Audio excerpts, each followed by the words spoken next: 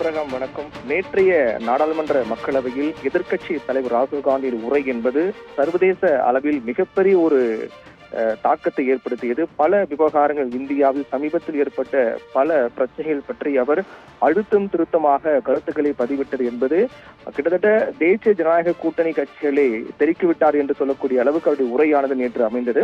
இந்நிலையில் அவர் நேற்றைய உரையின் போது பல்வேறு விவகாரங்கள் குறித்து பேசினார். குறிப்பாக இந்துக்கள் பற்றி பேசினார். அதே போன்று அக்னிவீர் திட்டம், சபாநாயகர் பற்றியும் பேசினார். நீட் விவகாரம், பாஜக, RSS உள்ளிட்ட பல்வேறு விவகாரங்கள், பிரச்சனைகளை மையப்படுத்தி ராகுல் காந்தி மிக ஆவேசமாக தன்னுடைய எதிர்க்கட்சி தலைவரான பிறகு முதல் உரையை அவர் பதிவு செய்தார். கிட்டத்தட்ட கடந்த 10 ஆண்டுகளாக எதிர்க்கட்சி இல்லாத நிலையில் தற்போது நடைபெற்ற தேர்தலில் யாருக்கும் பெரும்பான்மை கிடைக்காத காரணத்தால் தேசிய ஜனநாயக கூட்டணி ஆட்சி அமைத்திருக்கிறது.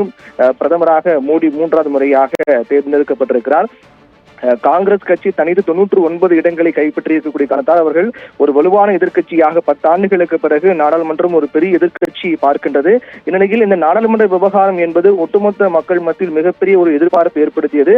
அந்த எதிர்பார்ப்பை பூர்த்தி செய்யக்கூடிய வகையில் ராகுல் காந்தியின் உரை என்பது அமைந்தது. இந்நிலையில் அவர் நேற்று பேசும்போது, நாடாளுமன்ற மக்களவையில் பேசும்போது பல்வேறு அந்த துறை சார்ந்த அமைச்சர்கள், குறிப்பாக பிரதமர் நரேந்திர மோடியும் கூட இடையே தன்னுடைய பேச்சை தொடர்ந்தார். அப்படியாக ராகுல் காந்தியின் பேச்சு என்பது பாஜகவினருக்கு மிகப்பெரிய ஒரு கலக்கத்தை ஏற்படுத்தியது என்று சொல்லக்கூடிய வகையில் ஒரு உரையை அவர் நிகழ்த்தினார். இந்நிலையில் அவருடைய உரையின் போது பேசப்பட்ட பல குறிப்புகள், குறிப்பாக இந்துக்கள், RSS மற்றும் பாஜக பற்றியும், தேர்தல் பிரச்சாரம் பற்றியும், அதே போன்று அக்னிவீர் திட்டம் பற்றியும், சபாநாயகர் குறித்தும் அவர் பேசினார். இது போன்ற பல சில குறிப்புகள் அவை குறிப்பிலிருந்து நீக்கப்படுவதாக சபாநாயகர் ஓம் பிர்லா அறிவித்தார். இதற்கு பல எதிர்ப்புகளும் முன்வைக்கப்பட்டு வருகின்றன. அந்த எதிர்ப்பின் எதிரொலியாக கோப்பனா, அதாவது காங்கிரஸ் கட்சியினுடைய செய்தி தொடர்பாளர் கோப்பனா கருத்தை பதிவிட்டிருக்கிறார். குறிப்பாக சகிப்புத்தன்மை இல்லாதவர் பாஜகவினர், அதனால்தான் ராகுல் காந்தி உரை என்பது அவர்களால் ஏற்றுக்கொள்ள முடியவில்லை என்று தெரிவித்திருக்கின்றார். மேலும் விமர்சனங்களை தாங்கிக் கொள்ள முடியாமல் ராகுல் உரையின் போது பாஜக இடையூறு செய்தார்கள். வேண்டுமென்றே அந்த விமர்சனம் தாங்கிக் கொள்ள முடியாத காரணத்தால் பாஜகவினர் ராகுல் காந்தி உரையின் போது இடையூறு செய்தார்கள் என்று கோப்பனா குறிப்பிட்டிருந்தார். அதே போன்று விருதுநகர் தொகுதி MP மாணிக்க தாகூரும் இதற்கு கண்டனம் தெரிவித்திருக்கின்றார். நியாயமான கேள்விகளுக்கு மோடி அரசால் பதில் சொல்ல முடியவில்லை, திணறுகிறார்கள் என்றும், ராகுல் காந்தியுடைய பேச்சுக்கள் சிலவை குறிப்பிட்டிருந்து நீக்கினால் மட்டும் உண்மை மறைந்து விடாது என்றும் மாணிக்கம் தாகூர் குறிப்பிட்டிருக்கிறார்.